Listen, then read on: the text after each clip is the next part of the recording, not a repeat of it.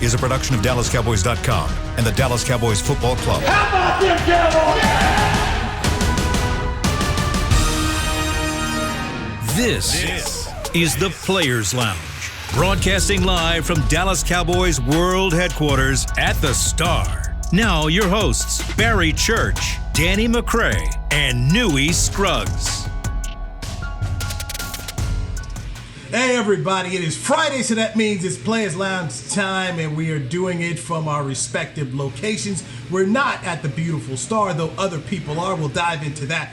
Newy Scruggs, longtime Cowboys reporter. Joining us on the podcast, two former Dallas Cowboys football players, Danny McCray and Barry Church. McCray is at his home, and Church is out trying to be Karl Malone again in the woods, doing his thing. Church, this is two times. This is two times now, and this is two times. Like you said, I've been tired of seeing the same exit signs and the same freeways. So I had to get out. I had to get out and become one with the nature, man. Brother Nature. Just call me Brother Nature. No, Church on the run, man. He on the run. He on the run. He running for something. So what do you do there? I mean, really, what do you do? I've never been up there. I've heard people say, "Oh, you got to go." I mean, that's not my scene. So you tell me, what are you doing up there in Oklahoma? Well, we're right next to the lake. There's a big lake out there, so we can get some jet skis in. We rented a boat. We could take a boat out, go fishing and stuff, and then the kids just love the hiking through the woods and all that good stuff. So, I mean, it's fun up here, and especially at nighttime when the kids go to sleep. You can have yourself a little nighttime cocktail. It's a nice scene, but it's very relaxing to get away from the city for a little bit. All right. I'm gonna let you have that.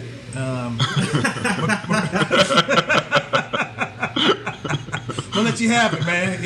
I'm not trying to get into your space or try and copy what you do. I'm gonna let you have that, man. You can bring those experiences here to all of us on the players. I mean, maybe you can take McCray with you, for your former teammate. But I'm there we go. Okay. I'm gonna just live through you, man. I'm gonna live through you. That's all I'm gonna do. Nah, I'm with you, Newy. I'm with you. I watch the videos and all that stuff. I might go fishing every once in a while, but not in the woods.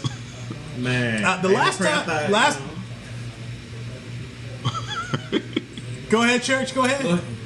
I just thought McCray would be one to join his old teammate out here in the woods and become one. But just asking for too much, I guess.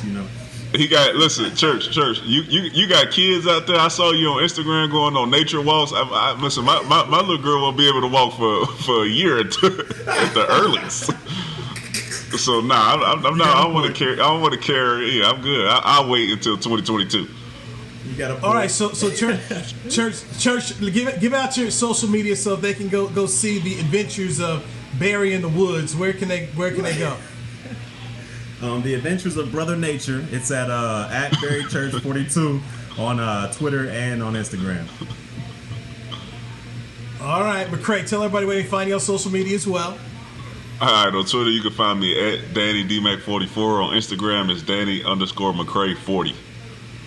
All right, hit me up on Twitter at Newy Scruggs. It's NEWYSCRUGGS. It's NEWYSCRUGGS. So it is Friday, and according to the National Football League, you can send coaches back into the building. So the Cowboys are allowed to have head coach Mike McCarthy and his staff reconvene and get back at it at the Star in Frisco. McCarthy, on a conference call with the media last week, had spoke how he'd been in Green Bay since right before the draft. So he's been working out of his house up in Wisconsin. So the fact that he can get everybody, his whole staff, into the building here is, in my opinion, is a plus. Because, look, we can do things remotely all day long, but you guys know the coaches in these meetings and things, there's something about being in there belly to belly. So, Danny, your thoughts on Coach McCarthy, who's in his first year here with a new staff, now being able to get in the building?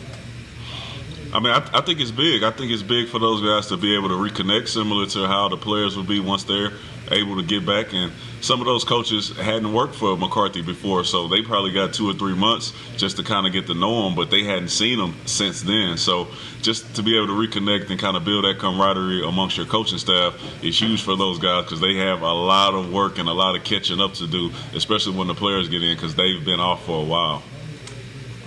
Church? Yeah, I'm going to have to agree with McCray on this one, man. I think it's huge to get the coaching staff back into the building. Like you said, these are a couple of guys that have never even worked with McCarthy before, so they get to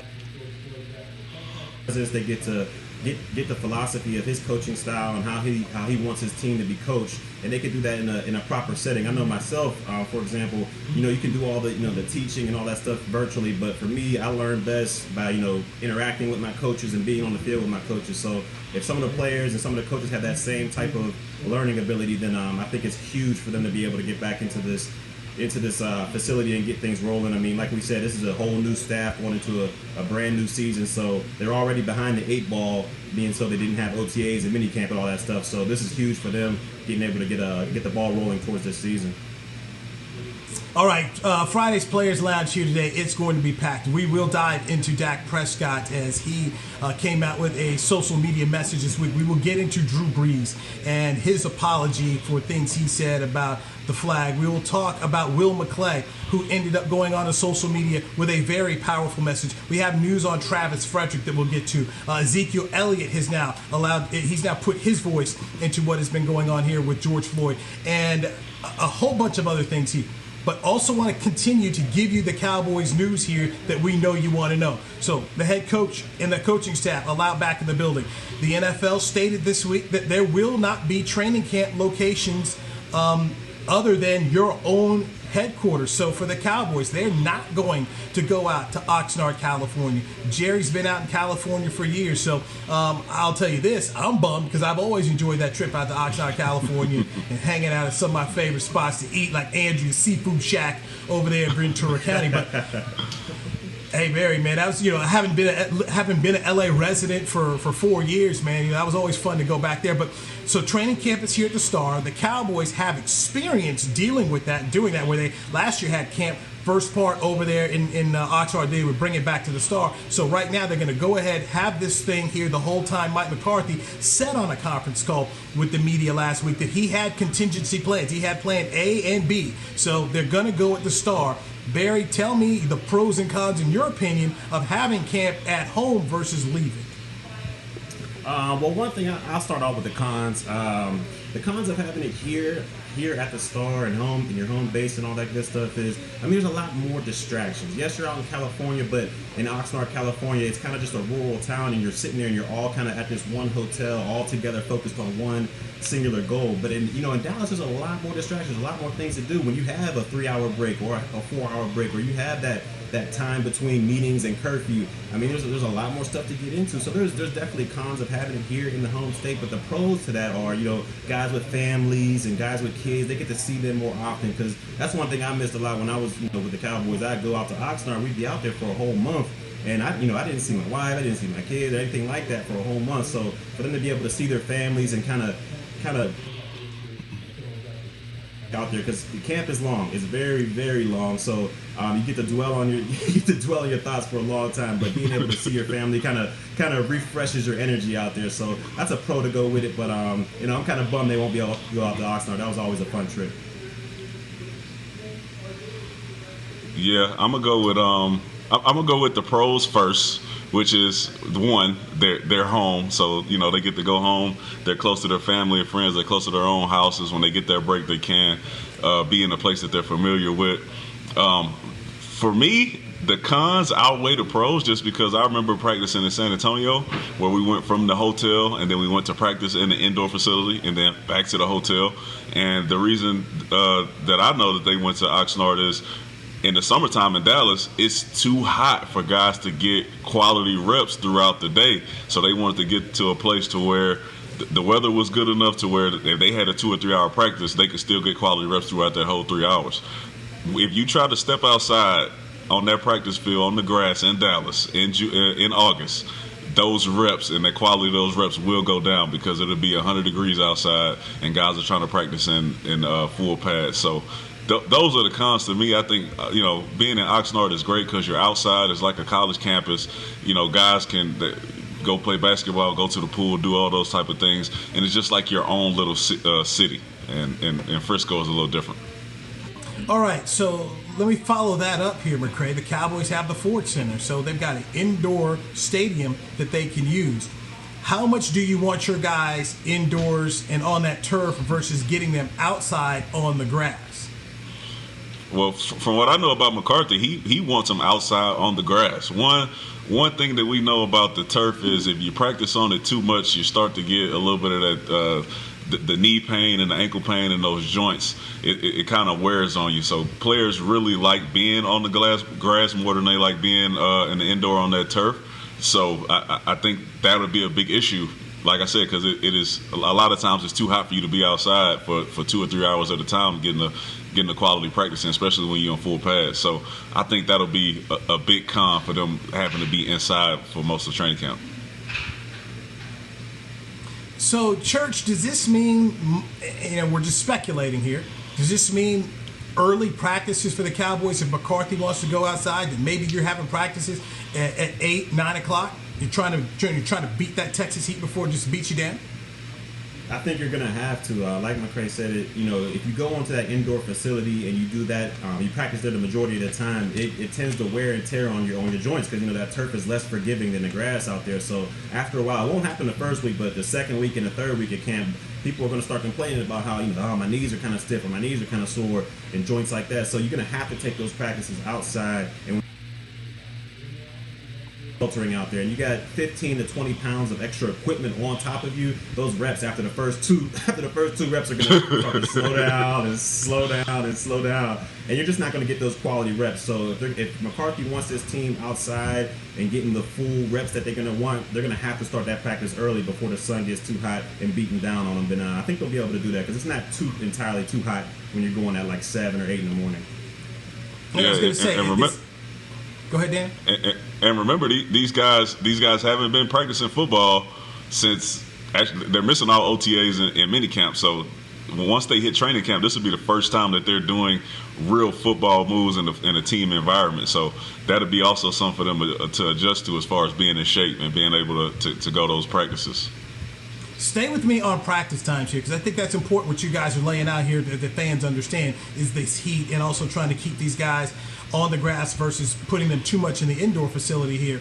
So 7 a.m., I know a lot of times SMU football would go at 7 a.m. They would go early and try to beat the heat there. Is 7 a.m. too early for NFL players to have training camp practices? I don't think it's too early, but then you also got to think before practice you always have those meetings, so they're going to have to do some tinkering and switching some things around because before every single practice in training camp in Oxnard, we always had our morning meetings and our morning walkthroughs and discussing how we're going to attack the day and attack the plan with our system and all that stuff. So especially you're going to want to get out early in the morning for practice. Like I said, because of those meeting times and those walkthroughs and stuff. So we'll see what they got. I don't think they'll be able to go at 7 just because, you got to do all those things in the beginning. But they should be able to get out there before 10, hopefully, or it's going to be a sweltering practice. Yeah, right, just to kind of break down the day in the training camp. Is usually you would wake up, you eat breakfast, you will watch some of the film for special teams that you were going to go out and practice on. You will watch some of the film from defense or offense that you would go practice on. Then you would go walk through. Then you would come back for lunch, and then you would go back out there to actually full speed practice these things. So like starting at 7 o'clock, that means you would have to have breakfast at 5:30, 6 o'clock in the morning.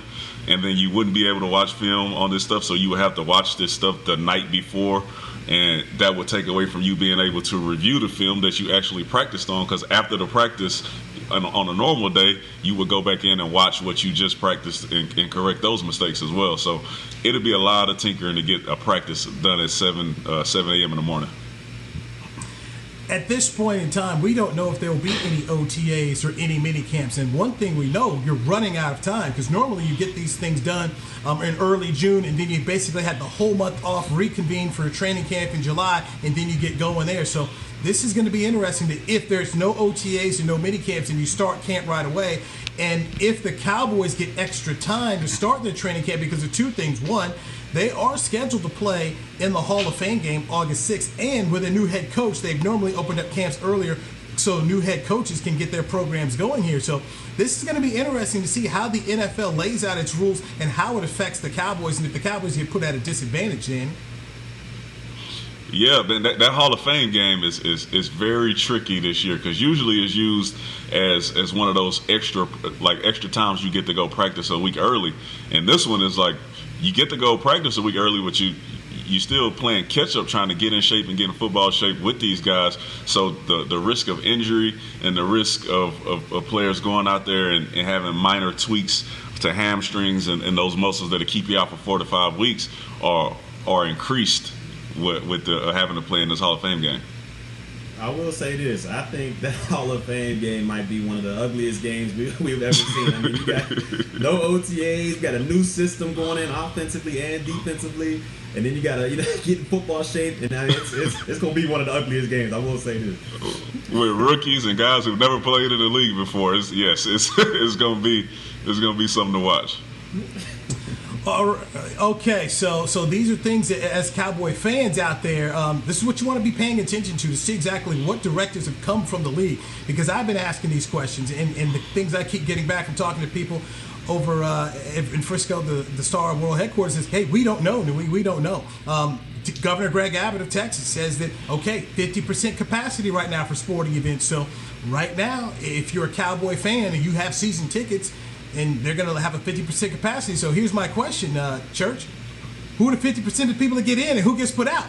I mean, and that's the $100 million question right there. I mean, because if you think, is 50% including the media presence there? Is 50% including, celebrities that just want to randomly pop up for 1 or 2 games here and there? So, or is it 50% just season ticket holders and just fans that buy tickets? I mean, it's definitely some tinkering that they're going to have to do there because the Cowboys, they're America's team.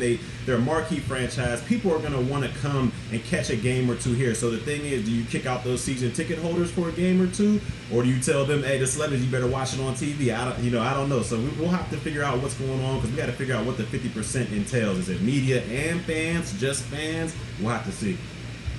Hey, don't forget about the player families because there's going to be a lot of people trying to come. There's a lot of tickets allocated to those players. So it like what Jerry say, the pie is a lot of pie. It's not that much pie when you got 50% of the stadium that's being able to be filled. Yeah, I can't see no more of those. Go ahead, Newy. Go ahead.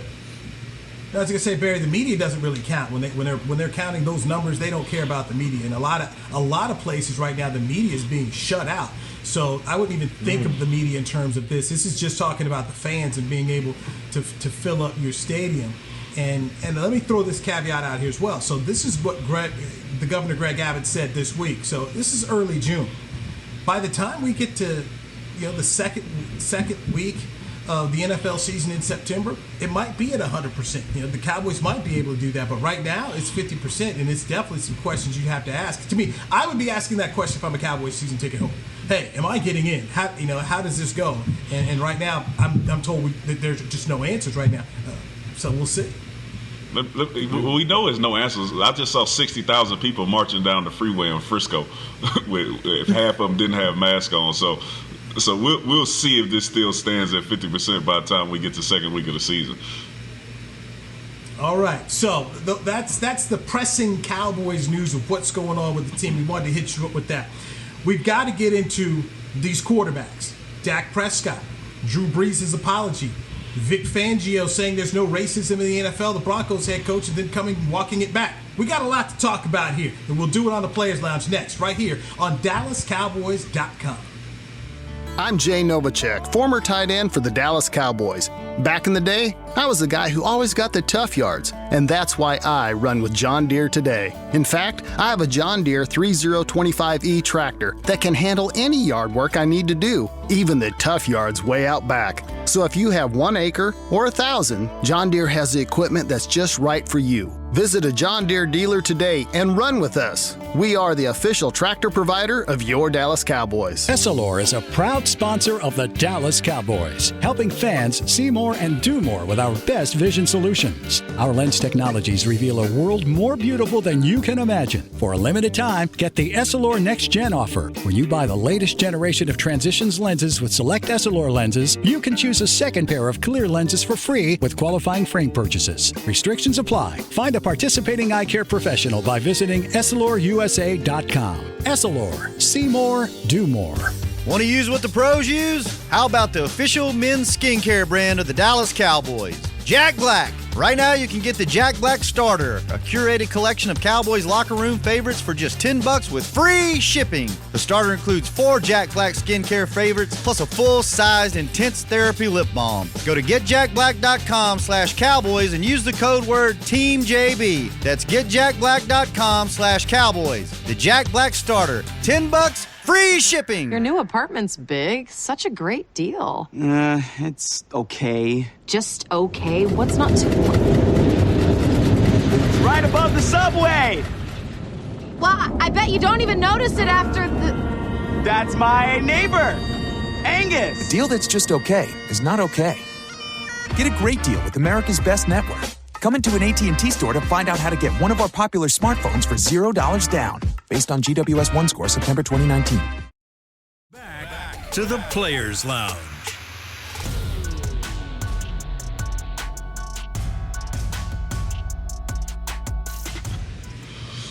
Here we are, Players Lounge, here on a Friday. I'm Newy Scruggs. I'm here at the house. Barry Church is out in the woods, and Danny McCray is at his house.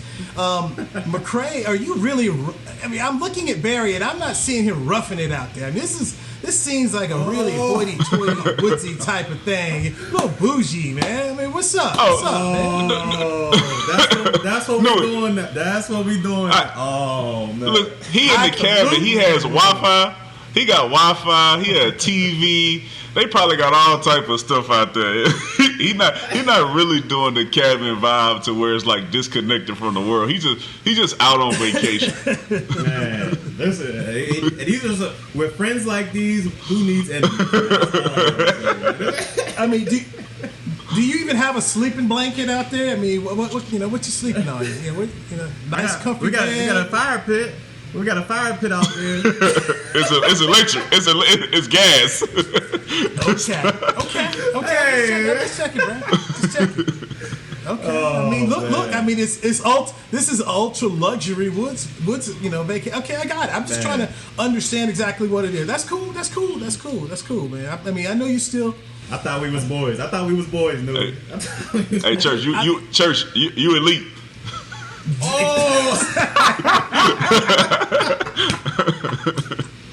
You elite, baby. It's all right. You know what? So is Jake Fromm out there with you? Is an elite vacation? He texted me the other day, man. He texted me saying we coming up, man. Okay. So if you go hunting, Jake Fromm will let you hold his gun. Okay. Yeah, 'cause I can't afford it, man. I can't afford it. All right, you're here on the Players Lounge. I'm Newy Scruggs, longtime Cowboys reporter, joined by former Dallas Cowboys, Danny McCray and Barry Church. We do it every Friday at 11 a.m. Central Time. Dak Prescott went to social media today, put out, not today, but this week, had a long Instagram post. And Dak Prescott is pledging $1 million towards to improve police training and address systematic racism through advocacy and education in our country. That's exactly what his quotes were there. So some people have been questioning because Andy Dalton had came out with a statement. Where's Dak Prescott? Dak Prescott came out with a statement, and he brought a check with him. Danny, your thoughts? I think it's great. He's putting his money where his mouth is, to where he thinks that his money will make the most difference. And my only thing is, I hate when I see the comments of these people questioning where this man puts his money at. This guy put $1 million up for something that he believes in, that he believes can help us as in the black community with this racism and helping these police get off our neck.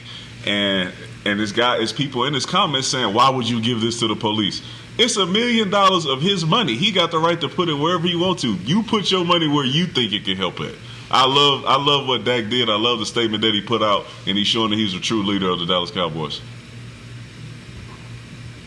Church? Yeah, I agree with you 100%, D-Mac. I mean, this guy, he putting his money where his mouth is. He made the statement out there, and not only did he make the statement, he backed it up by putting $1 million up there. And like you said, when you go through these comment sections and see what people are saying, why would you give this much money to that? And what have they given? You know what I'm saying? What have they given to the cause or anything like that? So it's just, how can you basically criticize somebody for trying to put their money where they believe will help the cause? I mean, anything can help this cause, and for him to do that, I mean, that show's amazing, and that's why he's a leader. That's why he's been a leader since his rookie year, because he backs up what he's able to say. And hey, I just think it was a great cause by him, and there are a lot of people out there going to hate, so just let him hate.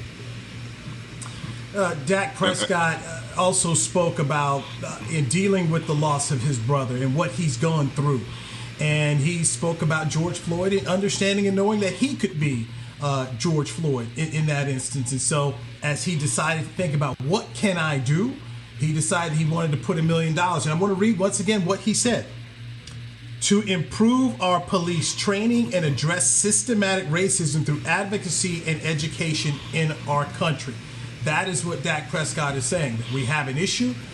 Maybe it's more training for the police, more sensitive, whatever it is, to help get the police and policing that we're seeing here, black people, better. Because right now, nobody can sit up here and tell me it's good. It's got problems, and you can't just say it's a couple of bad apples. No, there's a huge problem. And Dak Prescott is putting his money to say, how can I help and how can we make this better? For the people criticizing, I get it, because that's what people do, especially social media. You know it. But at the same time, I'm not going to beat up a man who is at least coming to the table with what he feels can be a solution. McCray, go ahead. Yeah, see, and this is what also happens when you have guys that make a substantial amount of money. When they say it's $1 million, it's like, oh, well, it's not that much because he's making this much or he has that much. $1 million is $1 million. This guy is putting it towards something, so he actually cares about it. And if you want to judge Dak Prescott, you can just look on the opposite side over there in New Orleans and see what the response was from their quarterback, and it'll give you a greater appreciation for who we have here in Dallas. Drew Brees definitely has. Go ahead. No, Church, go ahead. I'm sorry I stepped on you. Go ahead, Church. Oh, no, you're fine. I was just saying that I agree with where he put that money as well, because I feel like if we put more money into the education of police officers and when they're going through this training to sensitize them on how to approach and talk to different ethnicities out there, I think that'll go a huge long way as we're trying to get better in this police brutality rating. The video I saw in Van Nuys, California was one that really did upset me. I lived in California, and Van Nuys is a place that I spent a whole lot of time at. I lived in a town called Sherman Oaks, and Van Nuys was next to it, and was going to Van Nuys all the time. So there's video, and they're showing this live on one of the local stations in LA. There are people who are store owners. They're trying to flag down the police, and they're black. They're trying to flag them down. So the police actually turn around. They finally come over there, and the police with their guns end up putting the black owners who were trying to flag the police up against the wall and handcuff them. And the reporter is sitting here saying, no, they're not the looters. It's not them. But still, those folks are handcuffed up against the wall. And those are some of the things that upset you. And you just say to yourself, as a black person, I'm a law-abiding citizen. I own a store. I want the police to help me, and this is what happens to me. Those are the things that make black people shout. And if Dak Prescott's money can go to help this type of training, where we could sit around here and say, well, you know what? Let's think differently about how we approach some of these situations. Then doggone it, I'm all for it, because I would be upset as heck if I were those store owners who were looking for the help, and the next thing you know, you throw me up against the wall, and I got to prove to you that I'm not a looter and that I'm innocent. That's tough, man. It's very tough. And Newy, I mean, it goes back to the example I think you put in last week, where you were at the restaurant and you said you had paid for it and you walked away, and they tried to make it seem like you didn't pay for it or anything like that. Like, imagine if a cop was there and it was a he said, she said, and you're just automatically thrown up against the wall and handcuffed just because you're black. I mean, it's a tough thing. It's a tough pill to swallow, man. It is heartbreaking. Well, Church, I go back to the lesson that I had taken from that. Well, luckily I paid with my credit card, so there was a receipt that they had at the store, but it was one of those times I did not take the receipt with me. So I walked the waitress back because it happened at the farmer's market in Dallas at this seafood restaurant, and I ended up walking down, and I was at I think it was a soap store. where the lady came and tried to accuse me of not paying. So we walked back to this seafood place, and the guy who was working the bar, I went right to him. I said, I paid you. She's trying to say I didn't pay. And he said, yeah, you paid. And I said, to the waitress, I said, you were waiting on a whole lot of people. And he was doing half your job. And I was like, but I paid. Not only did I pay, I tipped you. And so I talked to my 15-year-old, my 13-year-old daughter, and they like to just take their bikes and go up to this store by the house. And I have drilled into them, because they just buy little small things. You make sure you get a receipt every time. If it's offered, you take it. I said, because if somebody tries to say you took something, you need to be able to provide some type of proof. It's sobering, but this is one of the parts of being black here in America where, you have to sit around here, teach your kids that you have to be on high alert. And that's some of the messaging that certain people are finding out this week when they have conversations. And many NFL players and many athletes are helping lead the conversation where we show people who aren't black what people who are black and brown and Latinos, a lot of people go through that where you're profiled, and it's tough. But this is what we live with, and I have to tell my two kids, my two girls, you have to be on alert and make sure you're ready in case somebody says you didn't pay for something. Yeah, even growing up, I know me and my family members and a lot of people that I know, when you walk in the store, you don't have your hands in your pockets. Make sure when you're in the store, your hands are out of your pockets, because if they're in there, then it'll automatically be assumed that you are in there taking something that doesn't belong to you. That's another part of that, and keeping your receipt to make sure. It's like training to go in the store to make sure that you're not seen as this horrible thief that's going in here just to take something and not pay for it. Oh, you're right. So, Danny, you mentioned Drew Brees, so let's go right into that. Drew Brees, longtime quarterback with the New Orleans Saints, a hero in New Orleans, okay? A hero for his work during Hurricane Katrina and helping rebuild the city, for winning a Super Bowl. He went on a financial network and said he will never make sure I get this right. He says, quote, "I'll never agree with anybody who disrespects the flag of the United States." And after he said that, the video came out. He just basically got dragged by his own teammates and dragged throughout the sporting world, sporting landscape.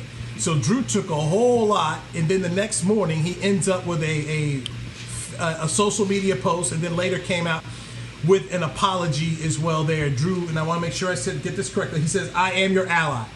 And that's going to be a very interesting New Orleans Saints locker room. So I want to ask you guys, Danny and Barry, you are former players. How will this situation in New Orleans go? Because we saw how passionate Malcolm Jenkins was, and we heard from Cam Jordan. You heard guys who were upset. Then Michael Thomas later on said he accepted Drew Brees' apology. These guys aren't allowed to be together. So, McCray, I'll start with you first. How does Drew Brees address this in his own locker room?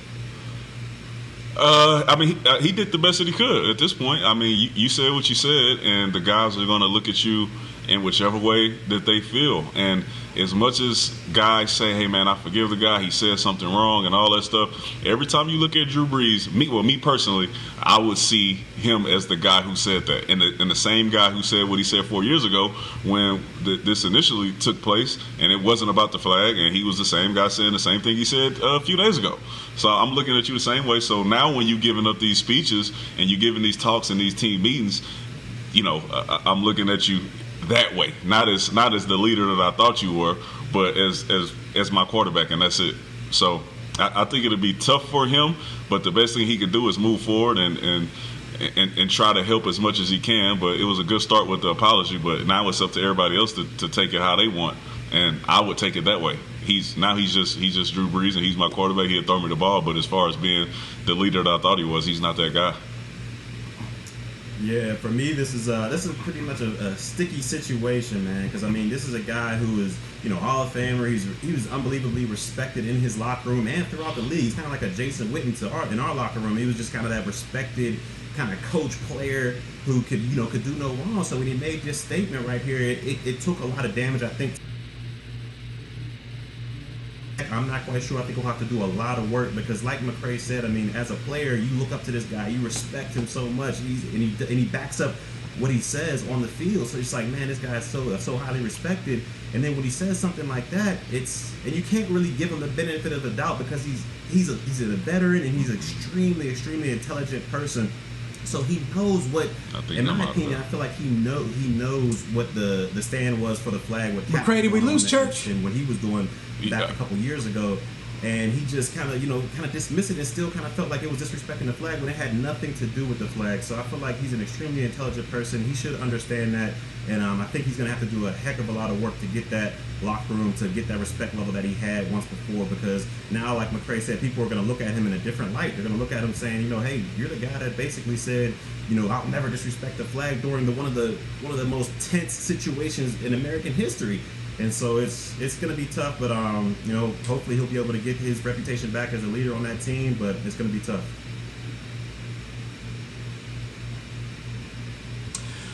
The thing about Drew Brees, and I've said to people, is he's 41 years old. And at 41 years old, your philosophy on life is pretty much what you are and what you're going to be. And Drew Brees still feels that no matter what Nate Boyer spoke about with Colin Kaepernick and what Colin Kaepernick has repeatedly said, that it wasn't about the flag. For Drew Brees, it was still about the flag. So Aaron Rodgers comes out and says, you're not listening. Malcolm Jenkins and somebody said, you're not listening. So Drew Brees now in less than 24 hours says he gets it. So Danny, do you feel that you can believe that Drew Brees gets it less than 24 hours after the making of the statement? Or do you think part of it is this? Here's a very popular man who's a spokesman for a lot of companies who also has already lined up a job with NBC Sports after football. Is it saving his hide, or is it a true belief that he feels his views are wrong? I don't buy his apology, one, because he's given a lot of money back to the city of New Orleans and the underserved community of New Orleans, which is mostly minorities. So to me, if you're giving this much money to these people, then you understand their issues and what they're dealing with, and you've been doing this for years, right? So I don't see how you can say that you don't get it, or you don't understand, or all of a sudden afterwards you didn't know that you were hurting these people by saying that, when this is the community that you've been serving for this long. So it doesn't make sense to me that 24 hours later, after you get chewed out by your receiver and your running back, all of a sudden it's like, man, I get it, I feel you. To me, it doesn't fly, and it's not going to fly. And then I'm going to see what he does when the season starts, when these guys start kneeling and doing whatever they need to do to show that they're still sticking together and protesting. What is he going to do? When this question comes back up, is he going to shy away from the answer, or is he going to give the same answer, or is there a different one now where it's like, all right, I get it. Now they're not disrespecting the flag, and I'm going to kneel with them. And it's still me respecting the flag, but it's me respecting what they're doing to show that they stand together and protest.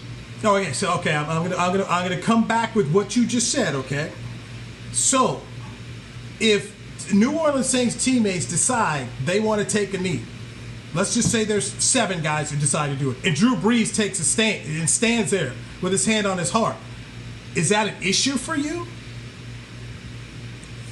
For me it is. But it only is from these next few months, what we hear from Drew Brees or what he told his teammates, which we don't know what he told them.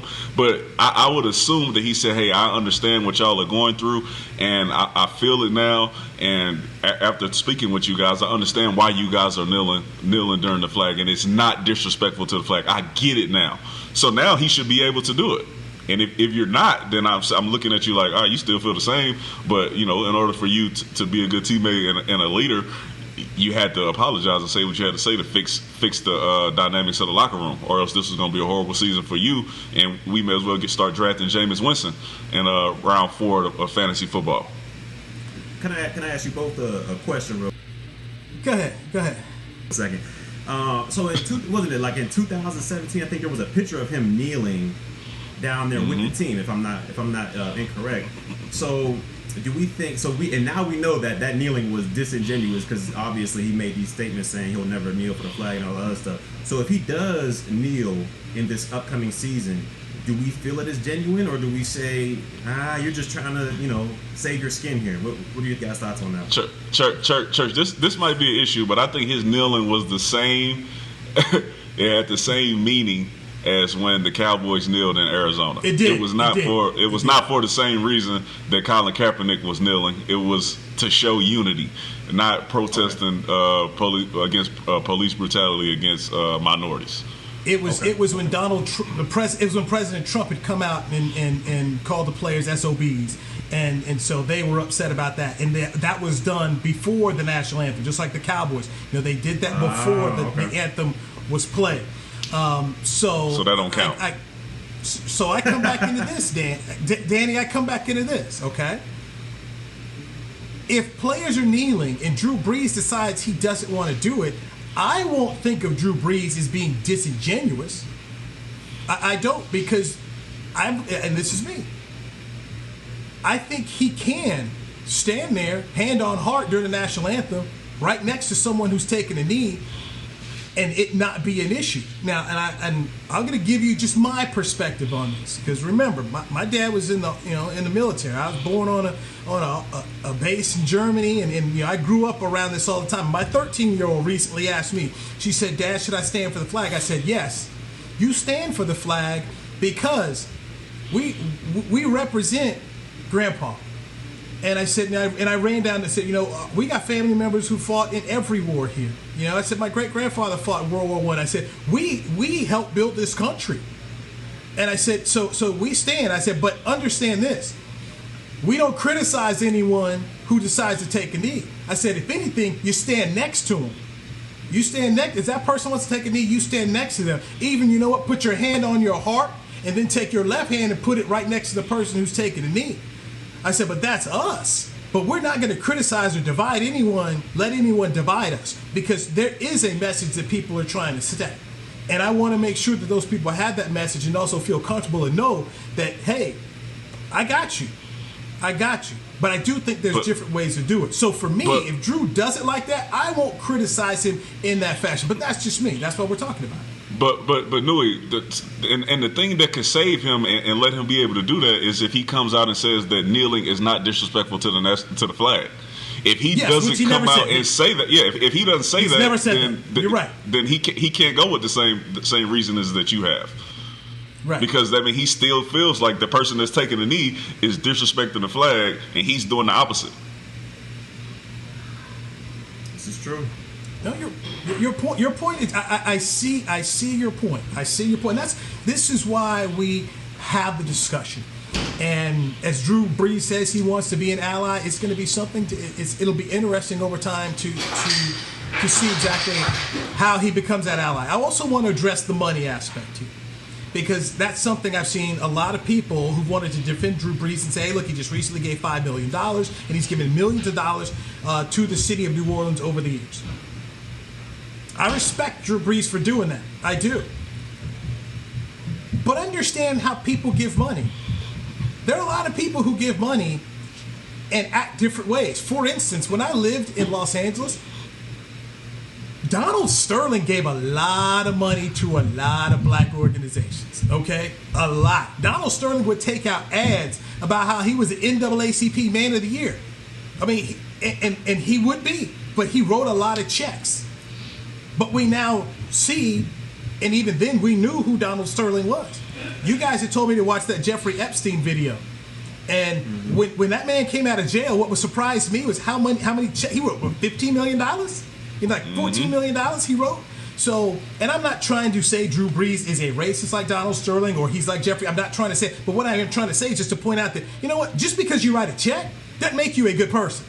People write checks for a lot of different reasons, okay? A lot of different reasons people give money. So understand, just because someone writes a check doesn't mean they're all pure of heart.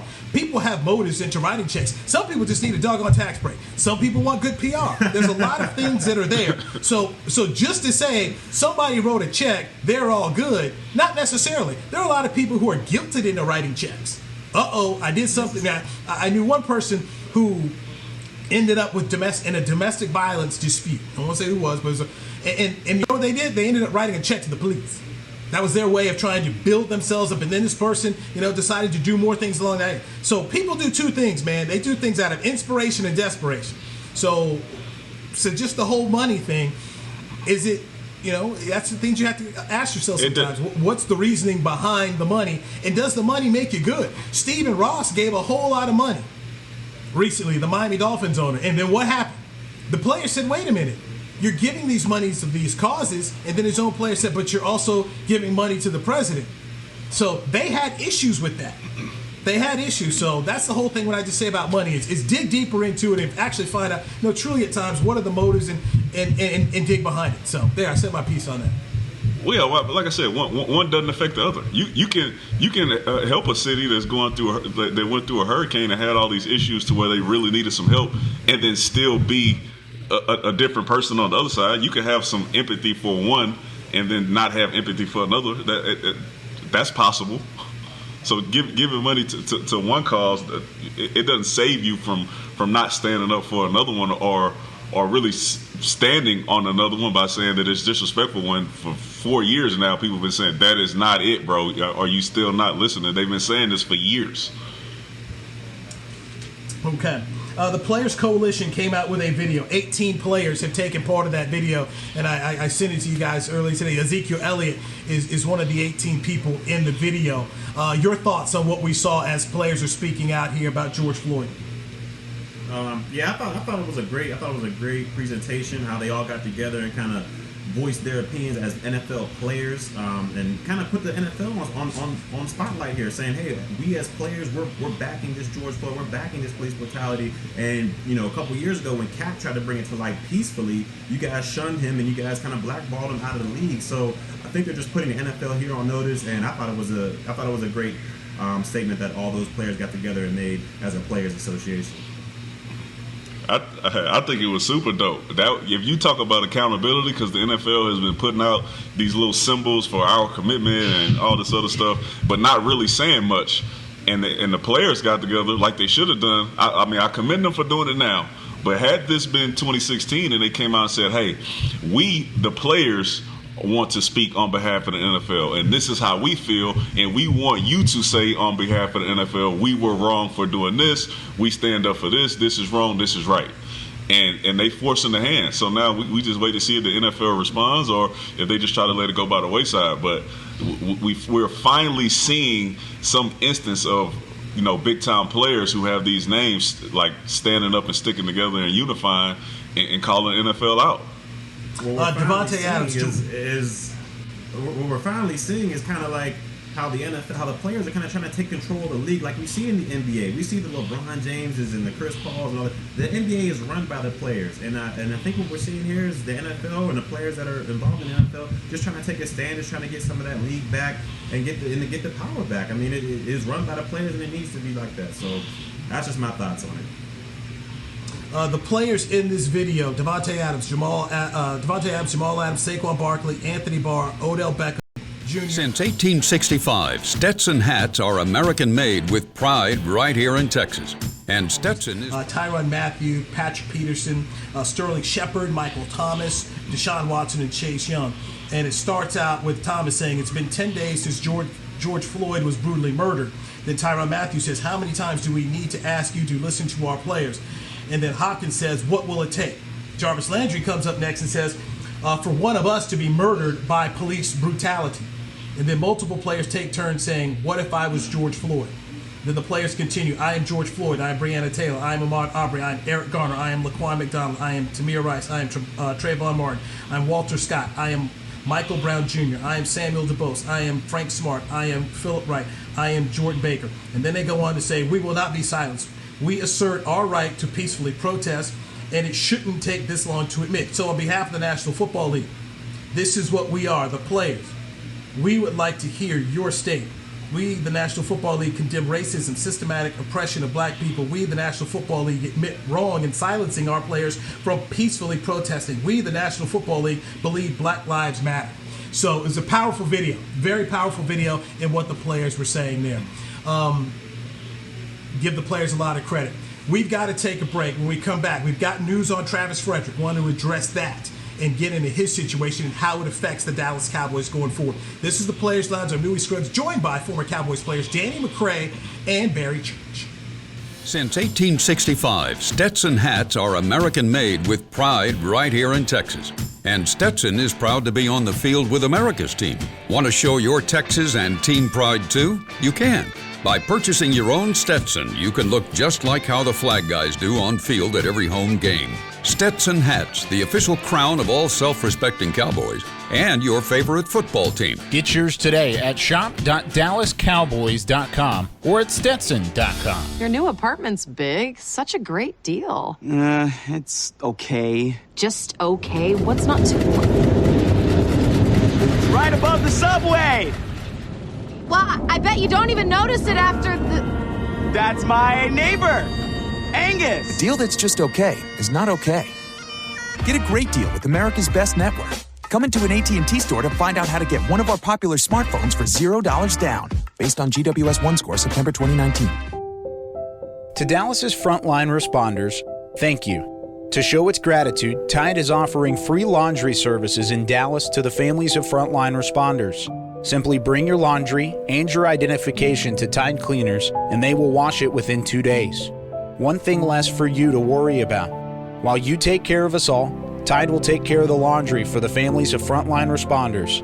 To learn more and find a location near you, visit hope.tidecleaners.com. Essilor is a proud sponsor of the Dallas Cowboys, helping fans see more and do more with our best vision solutions. Our lens technologies reveal a world more beautiful than you can imagine. For a limited time, get the Essilor Next Gen offer. When you buy the latest generation of Transitions lenses with select Essilor lenses, you can choose a second pair of clear lenses for free with qualifying frame purchases. Restrictions apply. Find a participating eye care professional by visiting EssilorUSA.com. Essilor. See more, do more. Back to the Players Lounge.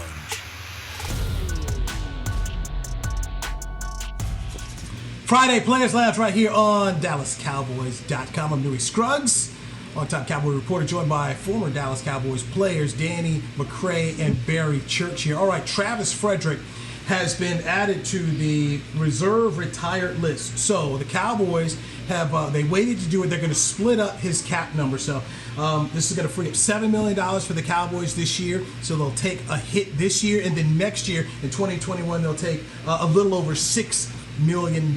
So, gentlemen, your thoughts on the Cowboys deciding not to take the whole hit on Travis Frederick and go ahead and try to split it up over the next 2 seasons and getting $7 million in cap relief right away? This might be good for you, Newy. They might be saving a little money to get this Dak deal done. I mean, I think it's smart. I mean, that's a big hit to take all in one season. So I think it's smarter of them to save up some money so they, just in case they need to get a few more players signed, they have that money available to get that done. So I think this was a no-brainer.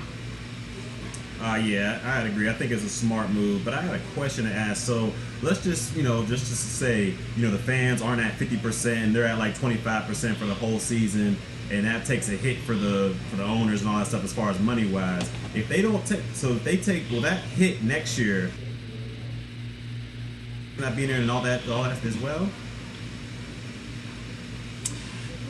You're asking a good question that truly at this point in time, no one can answer, because we don't know what's going to happen. I mean, if the NFL is able to play all their games this year, and we've seen the revenues go up every single year, then they may be okay. But it's going to be interesting, because what do we know right now? We know that different states are operating at different capacities. So if California is not going to allow teams to play with fans, it's going to be something that affects the money that comes in, and how do you judge it for the Rams and the 49ers and even the Chargers, versus if the Cowboys are allowed to go ahead and have fans in there, and the Steelers are allowed to have them at 50% capacity or 75% or even 100% capacity. So we just don't know how it'll affect next year's salary cap, and there's just so many unknowns of what's going to happen with the National Football League, man. It is, but I'd say this.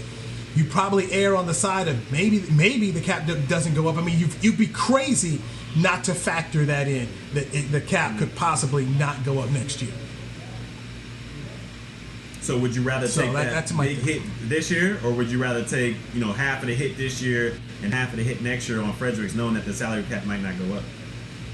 Well, I think this is the way the Cowboys have pretty much operated in the past. It's just knowing that, hey, look, we're going to spread it out. I mean, that's what they did with Dez. It's what they did when they let Tony Romo go. They spread it. They spread this thing out. And one reason of spreading it out is, okay, if the cap goes up, all right. So if the cap, let's just say the cap went up $10 million. All right, boom, you got Travis Fredericks $6 million right here, and then so that's kind of how they've operated in the past versus putting it all right here. And Danny is correct that this may help. Dak Prescott, get his deal done, and Danny's gonna have to pay me up that bet because Dak will be signing a long-term deal. Okay, Dak is going to get a long-term deal done, so I definitely feel that. Another speaking into existence. Yes, speaking into existence. Yes. No, there you go. Speaking into existence. How about I just go ahead and look historically that the Joneses have always gotten the main. Oh man, here we go. Listen. Hey, church. Tell them this. As we've seen, 2020 has been an unprecedented year for stuff. All right, so it wouldn't surprise me if some weird happens with this contract, which like it not being signed. And Dak playing on the franchise tag. So let's see. 2020 has thrown a lot of curveballs at us. So I will be a fool not to expect another one. One of the topics you guys wanted to bring up here, Danny, you were not happy with Vic Fangio, the Denver head coach who came out and said he didn't see racism, that the NFL was a meritocracy. Tony Dungy came out and said he didn't feel that way. And the next day, Vic Fangio said he talked to players and other people and said that he was wrong in his comments. And then Pete Carroll comes out, and now Pete Carroll's trying to hug up on Colin Kaepernick, the same guy. He did end up, considering to sign and decided not to sign him to back up Russell Wilson. So I'll go ahead and let you have the floor on those two. Vic Fangio and Drew Brees, these two guys, I just don't get it. And the apologies that they put out afterwards, and you say, man, I talked to some people, and now I know. This has been going on, like, this was brought to your attention, like it's been going on for a long time, but 2016 it was brought to your attention. You didn't know anything about it since then, and it took you that one conversation with the players chewing you out after that to realize that racism exists in the NFL. Like, this is crazy. And then I heard people talking, we've all been in the locker room, Church, you've been in there, and we talk about, as a team, the locker room is one. But if you do look at the split up of players and where players sit at and what the O-line is made up of, most of the time you see those are white guys. Most of the time you see DBs, they're black guys. Most of the time, all these positions are like that. And then when you sit in the locker room, those who are hanging out with each other. So if you're a coach, you sit there and you watch and you say, all right, well, at least say it's possible. This dude been in here for 30-some years and say he doesn't see it at all and never seen it. That is absolutely nuts to me. And Pete Carroll, yeah, all right, you said we owe Colin Kaepernick, but we'll see if you put any money behind that in this upcoming season. Yeah, Vic Fangio, I just don't understand it. For you to be in the NFL that long and say you don't see any racism, any at all. He could have said I see some or a little, any at all. It's years ago, they didn't let blacks play the quarterback position because they didn't think they had the mental aspect to handle that position on the field until, Doug Williams came along and all that good stuff. And he was around for that. And then, a couple years ago, you got Lamar Jackson. Oh, maybe we should switch him to wide receiver or running back because he's athletic and he can do this. And then you got the Rooney Rule coming up, and now they've even incentivized the Rooney Rule to get more black people in there. So for him to say he just hasn't seen any type of racism at all is that's just being, I don't even know. That's just wild. It exists everywhere. And anybody who doesn't see it doesn't want to see it, or they blind. I don't know. I really don't. There's no excuse for you not to know. Especially, let me tell you something. After the events that have been going on this week, moving forward, for somebody to say that they don't see it, it's a lie. Oh yeah, a lot of true colors are being brought to light here this last week. A lot of true colors. Newy, is Kaepernick getting a job this year? No, I don't think he is. I don't think so. Mm-hmm. If you just right now at 11:58, you're asking me, no, I don't see Colin Kaepernick getting a job. No. Well, okay, all right. With this, there was a settlement between him and a settlement between the National Football League, and I think they probably just going to go let that ride right there. But there's plenty of owners who haven't said a single thing about what's happened here with the George Floyd situation.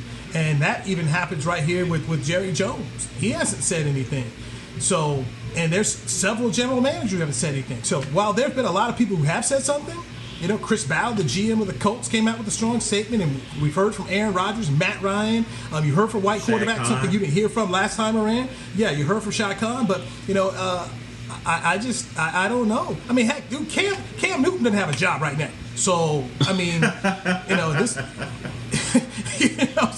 if you're asking me that, are we going to see Cap get a job before Cam?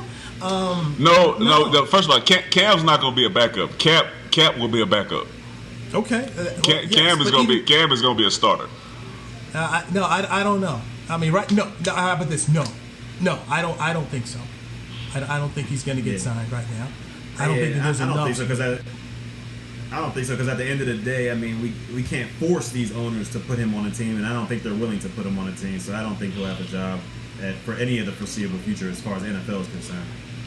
If that video works that those players put out, then I could see him getting a job because that would entail the NFL admitting that they were wrong and silencing him in the first place. So I think they go hand in hand. But I hope he gets something out of this because it is blatantly clear now, especially that he was absolutely right. Okay, so do you liken this?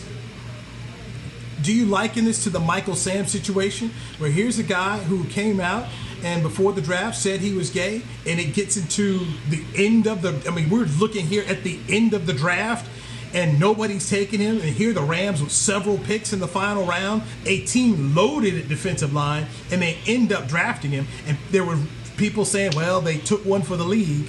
And then he doesn't make the rounds, and then the Cowboys pick him up, and he was on the practice squad, he was let go, and then we never heard from Michael Sam again. So are you trying to say it's going to be one of those situations that somebody says, all right, look, we'll sign Cap? Okay. No, absolutely not, because they weren't going to lose any money from endorsements or anything or sponsorships by signing Michael Sam. This is one of the big issues that goes with Colin Kaepernick is, are they willing to take a financial hit?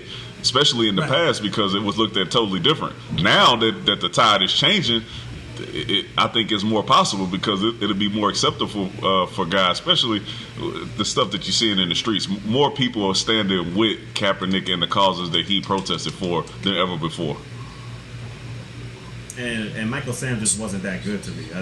He when he got to the Cowboys, he wasn't producing. He didn't produce. I mean, it wasn't like, Kaepernick produced on the field. He went to the Super Bowl. He went to NFC championships. Michael Sam, I mean, he had his opportunity on the field, and it wasn't like he was just blowing by production. I just think he was just a guy when it comes to the football field. So I don't think it relates the same at all. It's something to watch. It is obviously something to watch. And the other thing to watch, and we'll go back to end the show kind of where we started here, the coaches are back in the facility at the Star. Head coach Mike McCarthy and his staff. So the NFL is allowing head coaches back in the facilities. Training camp will not be in Oxnard, California, so it will be held at the Star in Frisco. And the Cowboys have some very interesting things on how to handle getting guys on the grass. Probably have to get them in the early morning hours, maybe in 7-8 o'clock hour here to try and beat the Texas Heat and reduce the time on the indoor field, which is an artificial surface. And the guys talked about how you want to make sure you don't put guys out there on that surface too long because it does affect the players. So good stuff, good conversation.